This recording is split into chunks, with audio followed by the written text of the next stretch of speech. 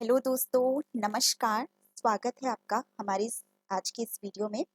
और जैसा कि इससे पहले की वीडियो में हमने राष्ट्रपति के बारे में पढ़ा था, उनकी जो है शक्तियों के बारे में पढ़ा था कि क्या-क्या उन्हें शक्तियाँ प्रदान की गई हैं।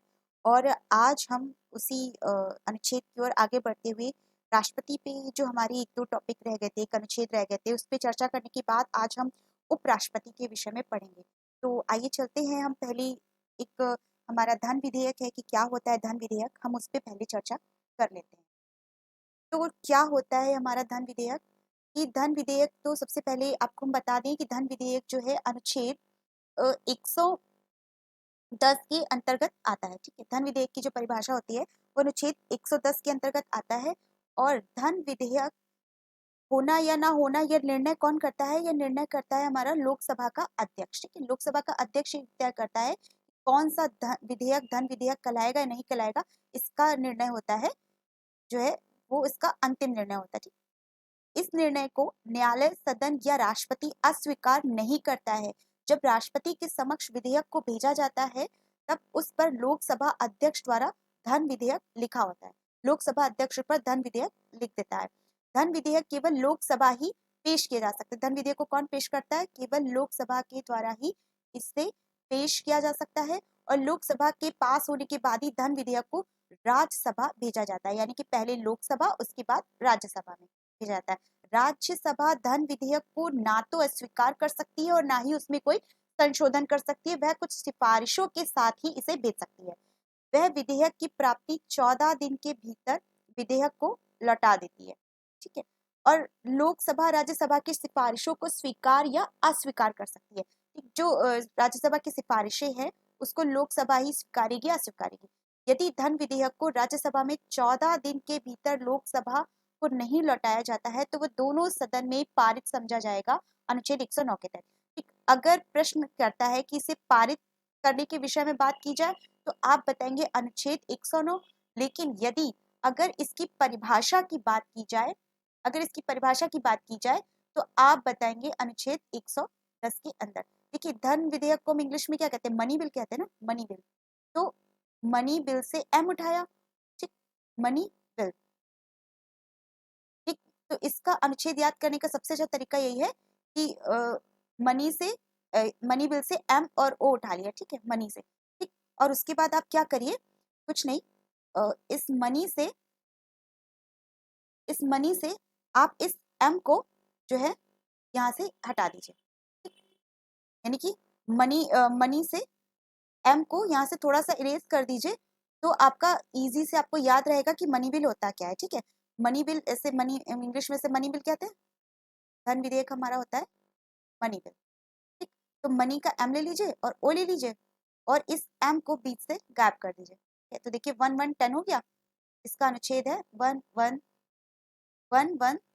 ठीक, तो 110 में इसकी परिभाषा दी गई है और 109 के अंतर्गत इसे पारित करने की बात कही गई है। ठीक, धन विधेयक से संबंधित 1-2 चीजें और हैं जो मैं आपको बताऊंगी कि धन विधेयक का जो पहली बात निर्धारण तो लोकसभा अध्यक्ष करता है। ठीक है, और धन विधेयक जो होता है वो राष्ट्रपति की सिफारिश से ही केवल लोकसभा में प्रस्तुत किया जाएगा। अगर ये प्रश्न पूछा जाए कि राष्ट्रपति की सिफारिश से केवल लोकसभा में पेश किया जाता है तो ये आता है हमारा अनुच्छेद 117 के अंतर्गत। 117 के अंतर्गत आता है कि जो धन विधेयक है ये राष्ट्रपति की सिफारिश से जो होता है वो पेश किया जाता है लोकसभा में। और ये किस अनुच्छेद के अंतर्गत आता है? अनुच्छेद 117 के अंतर्गत राष्ट्रपति की सिफारिश पर लोकसभा में पेश किया जाता है। ठीक, और ये जो इसमें 14 दिन के बाद बात कही गई तो ये 14 दिन क्या है कि जैसे आप समझिए जैसे लोकसभा में ये पारित हो गया।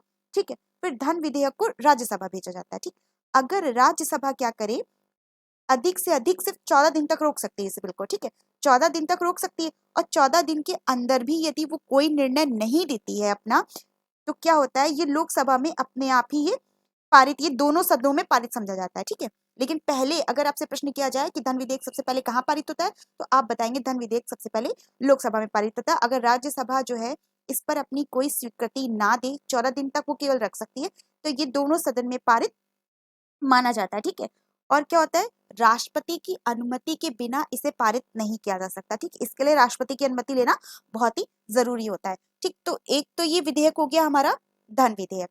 दूसरा हम बात करें, एक विधेयक होता है हमारा वित्त विधेयक। ठीक, अब ये वित्त विधेयक क्या होता है? ठीक, मतलब फाइनेंशियल बिल।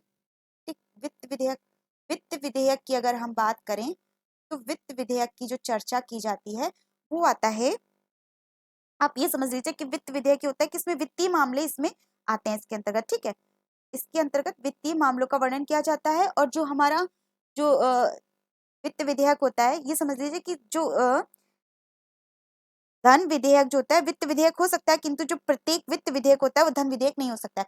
ऐसे अगर आप लॉजिकली पढ़े वित्त विधेयक के बारे में तो आप ऐसे एक छोटा सा फिगर बना सकते हैं। देखिए, यहाँ पे लिख सकते हैं हम धन विधेयक, और यहाँ हम लिख सकते हैं धन विधेयक को हम अंदर रखते हैं, और यहाँ हम लिख सकते हैं क्या, वित्त विधेयक। ठीक है, ये वित्त, यानी कि मेरा कहने का मतलब ये था कि जो कोई भी धन होता है, प्रत्येक धन विधेयक को वित्त विधेयक तो हो सकता है, लेकिन प्रत्येक वित्त विधेयक धन विधेयक नहीं हो सकता। ठीक है, इसके अंतर्गत क्या होते हैं, सारे वित्तीय मामले इसमें शामिल किए जाते हैं। और वित्त विधेयक जो होते हैं वो 3 प्रकार के होते हैं। कौन कौन से होते हैं? धन विधेयक होता है, वित्त विधेयक के अंदर ही तो आता है धन विधेयक। एक तो धन विधेयक हम पढ़ चुके हैं, ये परीक्षा की दृष्टि से धन विधेयक बहुत इंपॉर्टेंट है, इसलिए हमने आपको डिटेल में बताया। एक धन विधेयक 110 के अंतर्गत आता है। वित्त विधेयक भी 2 प्रकार के होते हैं, एक आता है 117 एक के अंतर्गत जिस पर राष्ट्रपति की स्वीकृति होती है और लोकसभा द्वारा पारित किया जाता है, और दूसरा वित्त विधेयक होता है इसका टाइप 2 जो कि आता है 117 3 के अकॉर्डिंग।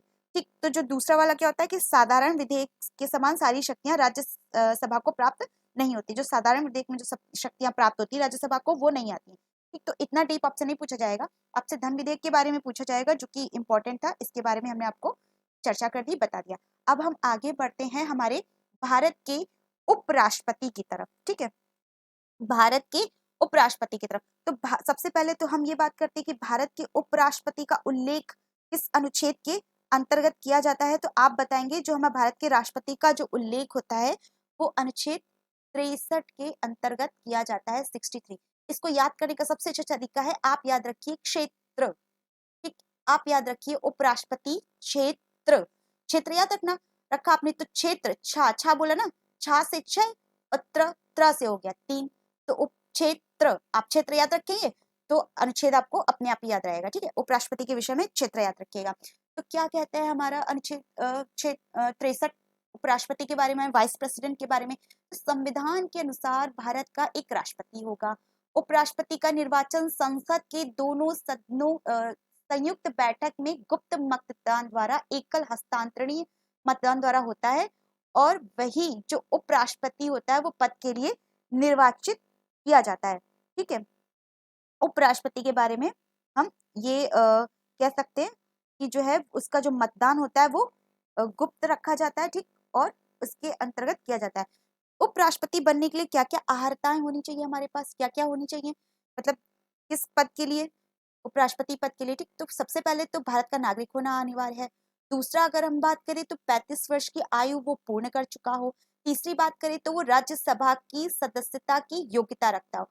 अगर जो व्यक्ति इन तीनों चीजों पे खरा उतरेगा वही व्यक्ति उपराष्ट्रपति पद के लिए योग्य माना जाएगा। ठीक है, ये तीनों क्वालिटियां होनी चाहिए। जो हमारे अभी वर्तमान में जो राष्ट्रपति जी हैं वेंकैया नायडू जी, वो हमारे 13वें जो हैं उपराष्ट्रपति हैं। और जो सबसे पहले हमारे उपराष्ट्रपति कौन थे? डॉक्टर सर्वपल्ली राधाकृष्णन जी, जो थे 1952 से लेकर 1962 तक। और जो वर्तमान में है एम वेंकैया नायडू जी 2017 से हैं, वो अभी तक हैं हमारे भारत के उपराष्ट्रपति। ठीक है, उपराष्ट्रपति के बारे में हम और क्या कह सकते हैं कि जो उपराष्ट्रपति होते हैं संसद के किसी भी सदन या किसी राज्य के विधानमंडल का सदस्य नहीं होगा। यदि निर्वाचन से पूर्व वह सदस्य रहा हो तो निर्वाचित होने की तिथि तक उसकी सदस्यता का अंत हो जाएगा। यानी कि जिस पद पे वो पहले थे, अगर उन्होंने उपराष्ट्रपति पद का मतलब शपथ ग्रहण मतलब पद में वो निर्वाचित हो चुके हैं तो उनको अपना पुराना पद छोड़ना पड़ेगा। ठीक, उनका कार्यकाल कितना होगा? उनका कार्यकाल होगा 5 वर्ष का। ठीक, कार्यकाल की बात करें तो उनका कार्यकाल होता है 5 वर्ष का। लेकिन इस अवधि के भीतर भी वह राष्ट्रपति को अपना त्याग पत्र देकर हट सकता है।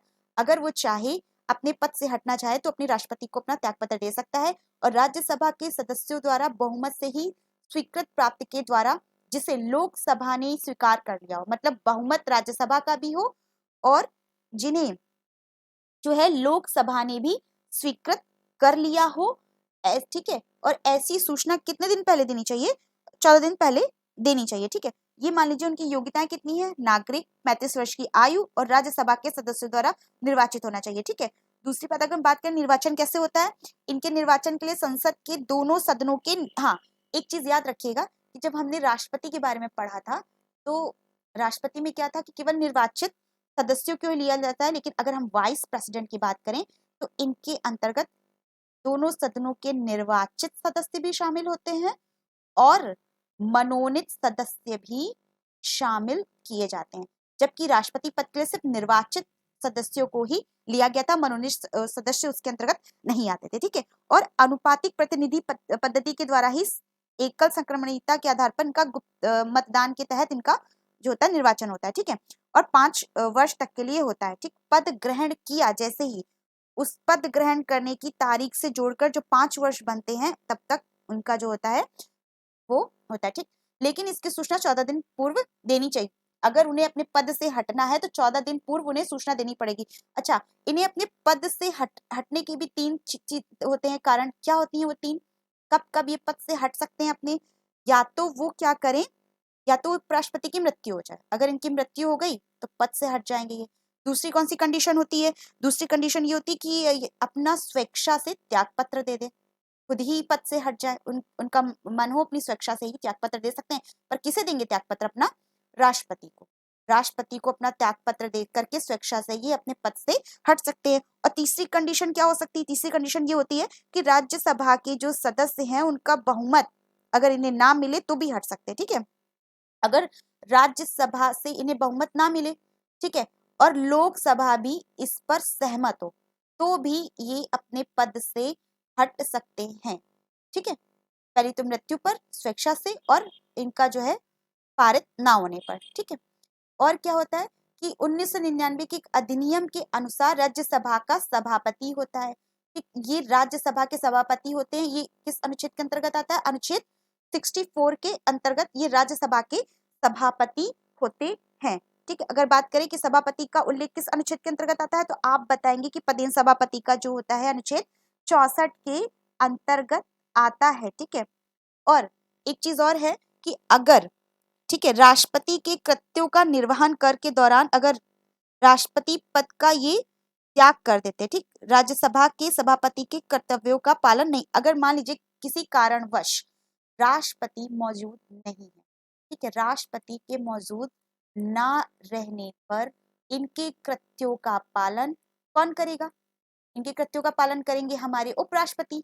लेकिन जब ये राष्ट्रपति के पद का कृत्यों का पालन करेंगे तो उस दौरान जो इनका जो सभापति वाला पद है, राष्ट्रीय राज्यसभा के सभापति कहलाते हैं ना, ये पद उस वक्त इसके कर्तव्यों का पालन ये नहीं करेंगे, ठीक है। यानी कि ये राष्ट्रपति के जो कार्यवाहक जो होते हैं उसके दौरान ये काम करेंगे और सिर्फ मैक्सिमम 6 माह की अवधि तक ही ये कार्यवाहक राष्ट्रपति बन सकते हैं। अगर 6 माह के भीतर कोई भी राष्ट्रपति पद का उम्मीदवार नहीं होता है तो इन्हें तुरंत ही उस पद से हटना पड़ेगा और तुरंत ही निर्वाचन के द्वारा राष्ट्रपति का पद जो रिक्तता है वो भरी जाएगी, ठीक है।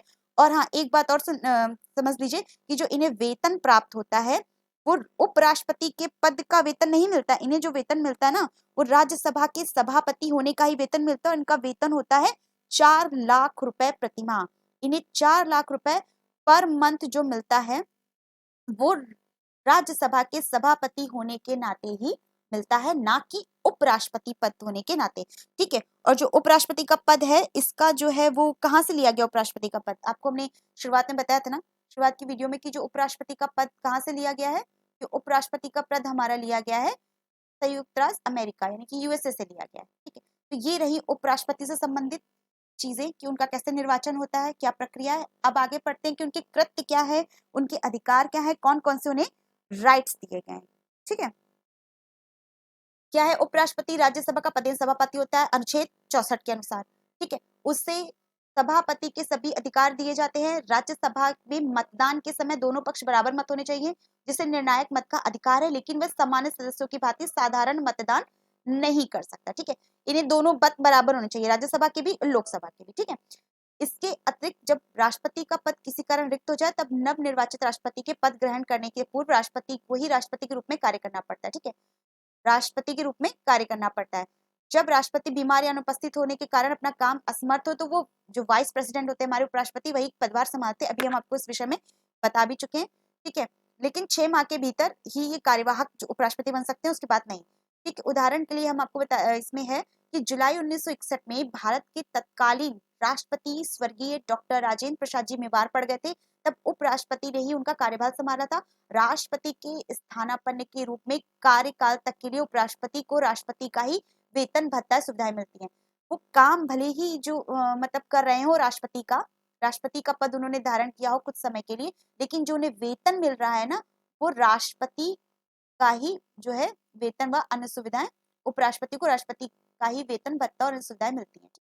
लेकिन ये सिर्फ 6 माह के लिए ही होता है, इससे अधिक अवधि के लिए ये नहीं होता है। ठीक है, अच्छा, इनकी जो है कुछ शक्तियां देख लीजिए, इनकी क्या क्या शक्तियां होती हैं। जैसे कि क्या होता है, ठीक है, सारी शक्तियां जो होता है कार्य होते हैं इनके, वो राज्यसभा के पदेन सभापति के रूप में ही होते हैं, ये बात आप याद रखिएगा। ठीक है, और लोकसभा के अध्यक्ष की तरह ही होती हैं, सारी शक्तियां जितनी होती है उसके तहत ही होती है। ठीक है, और क्या होता है इनका, जो इनको वेतन मिलता है वो भी सभापति होने पर ही मिलता है। ठीक है, ठीक, उपराष्ट्र और कुछ अनुच्छेद हैं जो आप याद रखिएगा, उपराष्ट्रपति से संबंधित है। जो अनुच्छेद 63, ये तो हमने आपको बताया था, क्षेत्र 6 से 6 और 3 से 3 क्षेत्र। तो क्षेत्रपति में हमारे उपराष्ट्रपति का मतलब बात कही गई है। ठीक, अनुच्छेद 63 के अंतर्गत उपराष्ट्रपति के पद की बात कही गई है। अगर हम अनुच्छेद 64 की बात करें, तो 64 में पदेन सभापति की बात कही गई है। ठीक, पदेन सभापति के तौर पे जो ये कार्य करेंगे, ये करेंगे हमारे अनुच्छेद 64 के अनुसार। अब आते हैं अनुच्छेद 65। अनुच्छेद 65 क्या करते हैं, ये जो राष्ट्रपति के पद के कृत्यों का निर्वहन करते हैं, ये आता है हमारा अनुच्छेद 65 के अंतर्गत आता है।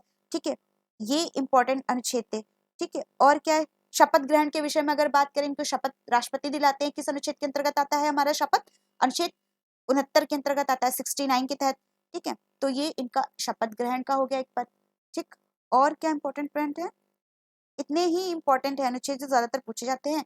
और एक दो और देख लीजिए आप, एक अनुच्छेद 70 आता है इनके तहत। 70 में क्या होता है, राष्ट्रपति के पद कर्तव्यों का निर्वहन। ठीक, एक ये नहीं, ये 69 के अंतर्गत आता है। अनुच्छेद 71 में क्या बात कही गई है कि चुनाव संबंधी मामले जो देखते हैं, ये 71 के अंतर्गत आते हैं, चुनाव संबंधी मामले। चुनाव संबंधी मामले जो होते हैं वो अनुच्छेद 71 के अंतर्गत आते हैं। एक अनुच्छेद और आता है हमारा, अनुच्छेद 66। 66 भी है। 66 में क्या होता है कि जो दोनों सदस्यों द्वारा इन्हें निर्वाचित या मनोनीत किया जाता है ना, लोकसभा और राज्यसभा के जो दोनों सदस्यों के द्वारा इनका जो होता है, वो अनुच्छेद 66 के अंतर्गत उसकी बात कही गई है। ठीक है, तो ये थे हमारे आज के उपराष्ट्रपति से संबंधित जो होता है सारी जो फैक्ट्स थे, वो हमने आपको आज कंप्लीट करा दिए हैं। और उपराष्ट्रपति हमारे यहाँ से आज जो ये टॉपिक है, ये भी उपराष्ट्रपति का फिनिश होता है। और इसके बाद हम बस बहुत ही जल्द आपसे नेक्स्ट वीडियो में मिलते हैं, और अगली वीडियो हमारी होगी प्रधानमंत्री के ऊपर। तो हम अब इसके बाद हम प्रधानमंत्री के विषय पर चर्चा करेंगे। तब तक के लिए धन्यवाद। खुश रहिए, मस्त रहिए, पढ़ते रहिए, और हम बहुत जल्द मिलते हैं नेक्स्ट वीडियो में। जय हिंद, जय भारत।